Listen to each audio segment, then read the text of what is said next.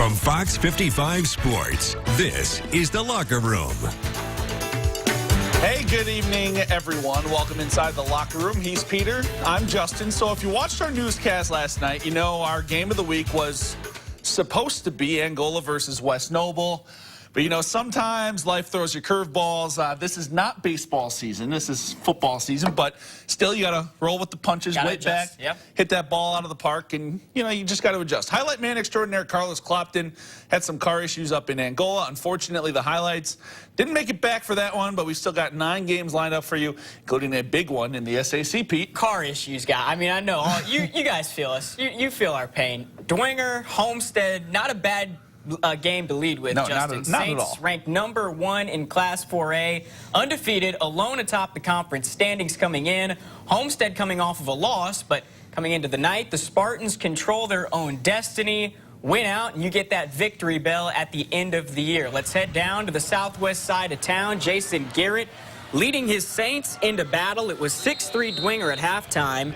Third quarter, Sparty's offense starting to click. Jake Archibald has time, finds Griffin Little over the middle.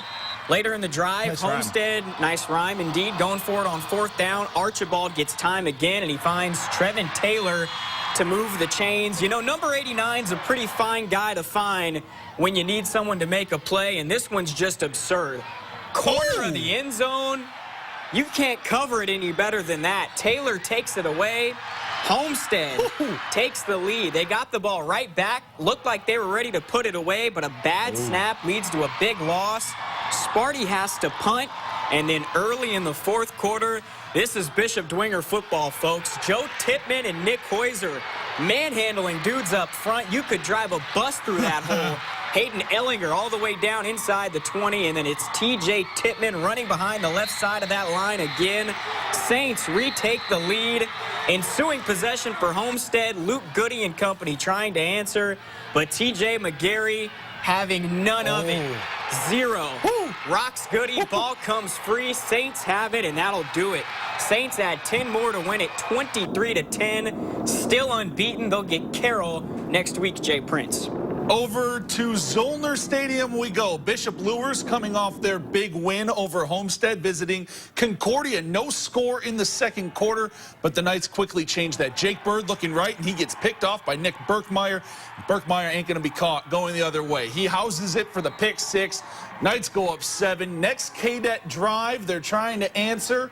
Bird, he's going to hit Amir Drew on the short screen. Look at the catch. Wow. One-handed grab, avoids a tackle. Who takes needs it 2? Deep, right?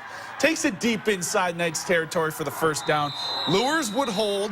4th and goal from the 1-inch line. The snap bobbled. Luers comes up with the fumble recovery in the end zone. They take over at the 20. Very next play, they take advantage. Norman Kanapke hits Jamek Johnson on the quick hitter, and he gone. He takes it deep into KDET territory, down inside the 10, and then a few plays later, Jordan Presley houses it. Avoids a few tackles on the run. Way to avoid the tackle, too. Yep. Punches it in from 15 out. Knights go up 14 at half. Luers goes on to win a thriller 34-31 in double OT. They like those thrillers at Luers, I guess. They do. Southside faithful out supporting the green and white tonight. Tall task for the Archers hosting Snider. Panthers already up 3 scores in the 2nd quarter. Alonzo Derrick, Jay Prince. Like Jimmy Johns, the man is freaky fast. 55 yards right on down the sideline on the punt return. Put 6 more on the board. It's a party on the Panther sideline tonight. Ensuing possession for Southside, Demir Clark throws up a prayer and not the result he was looking for. How about the concentration by Jayshon Underwood? Returns it deep into Archer territory. That'll go on the old huddle. A couple plays later, here comes the Anais Lockett Express. 33 doing work. Tackled just short of the goal line.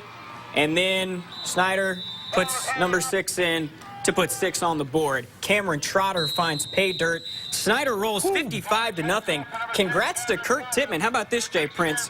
100 career wins for Coach Tipp. That's big. Congrats, Coach. Second to last stop in the SAC. Carroll paying Northrop a visit at Spooler Stadium, and the Bruins taking it to the Chargers in the third quarter. Carroll's Gavin Vogt rolling out on the play action, looking downfield, picked off by Antoine Scott. The Bruins take over. Later in the quarter, Chargers back on offense. Vogt, he hits Nathan Harrod downfield.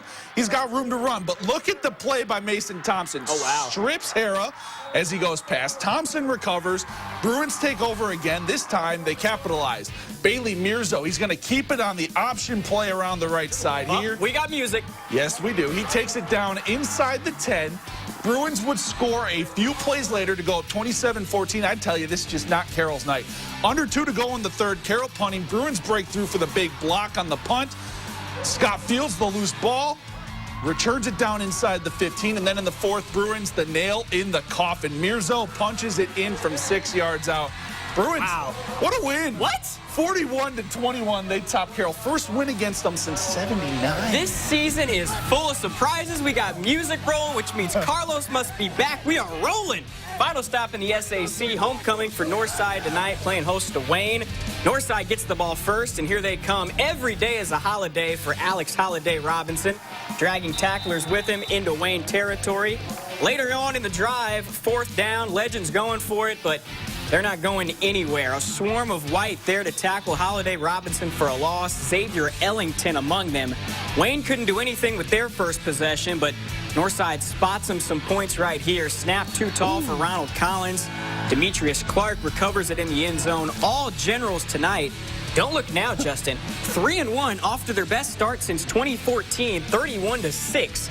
Your final. The rest of this year's going to be fun. It will be. Over to Young Stadium we go. New Haven hosting Liotta, looking to move to 2-0 in NE8 play. Lions grounding and pounding it to start this one. Alex Wortman takes the handoff off the right side. He barrels his way down the field for 10 yards and a first down. Very next play, though, Jaden Elwood, the back this time. He escapes some trouble, but you got to hold on to the ball, Pete. He's stripped by Quan Watts on the left sideline. Bulldogs recover. They take over. They do nothing with their drive, but later in the quarter on the attack, once again, third and long for the Dogs. Tim Jordan hits Lamar Hutchins over the middle of the field for the short gain. New Haven, they would end up having to settle for a field goal on the drive, and it would prove to be big. They win it 24-21. Your final. I love the kicker making the lights. Kicker love, baby. More scores in the NE8. East Noble rolls over DeKalb. Kind of surprised by that score. 35-7. They win it easily. Columbia City beats Huntington 36. Huntington North 36-7. And another NE8 score for you. Norwell, a big rivalry win over Belmont, 19-13 tonight. Your final there. Move to the ACAC. Wet night in Monroe as Adams Central squaring off with Jay County. Patriots receive the ball first and trying to get that run game going early. Here you see Michael Schlechte for the 5-yard gain. Same drive, few plays later, Parker Grimes goes a different route, airing it out to Ryan Schlechte, 35 yards on that pitch and catch. Unfortunately, 2 plays later, Jay County fumbles the ball, gives it away to the home team. Adams Central comes marching down the field. Here comes Logan Macklin. He's pretty good. He's pretty fast. 54 yards later, my man finishes his night in the crib. 7-0 Jets. Jay County turns it over on their next drive. Adams Central says, give it to that guy. Jets. Jalen Hammond. Jets. That's Jalen Hammond. That was wasn't Jalen Hammond. All right, well, I was looking ahead on my script there. 41-0 Adams Central. They roll. Heading over to Heritage for another ACAC matchup. Patriots hosting South Adams. Patriots up 6 in the second quarter. Starfires trying to drive to tie or take the lead. The option pitch fumbled. Gage Pritchard picks up the loose ball. Heritage takes over. And a few plays later, the Patriots punch it in. Walter Kanapke takes the handoff and plows his way in from 8 yards out. Heritage goes up 13-0. Later in the half, same score, Patriots threatening again. Hunter Brattmuller. He gets the handoff this time. He gets outside, dives for the pylon. Another Heritage tutty. They go into half up 20-0, but South Adams rallies in the second half to win this one. 34-20. That's 34 unanswered points, Pete. Goodness, this is some wacky stuff. Yeah, it is. Over to the county neighbors, Bluffton Tigers hosting Sherwood Haydocks Woodland Warriors. Picking it up in the second. Woodland already up 15. Ben Reedy finds Trevor Wallace over the middle. Nice 5-yard pickup. Sticking to the air game. Same drive, 4th down, pass over the top. Wallace is incomplete. Bluffton gets the ball, not able to do much with it. A few plays later, Bluffton quarterback Yavin King is picked off by Woodland's Dirk Hirschberger, giving the Warriors good field position. Woodland decides to keep it on the ground in the next series. Successful 4th down conversion by the Warriors. And then a few plays later, Woodland catches the Tigers on the reverse. Jack Stuckey Sticks it in. 7 more. Woodland, they win 49-21. They beat the Tigers tonight. Another ACAC score for you. Monroe Central winning 26-0 over Southern Wells. So this was supposed to be our game of the week here. Angola 21, West Noble 7. The Hornets continue to remain unbeaten. They're 4-0 now. Warsaw 14, Elkhart Memorial 7. The final there. How about the revival over there for Bart Curtis? 3-1 in his year. Not too bad. Not bad at all. Central Noble tops Prairie Heights 35-0. Busco over Eastside 35-11.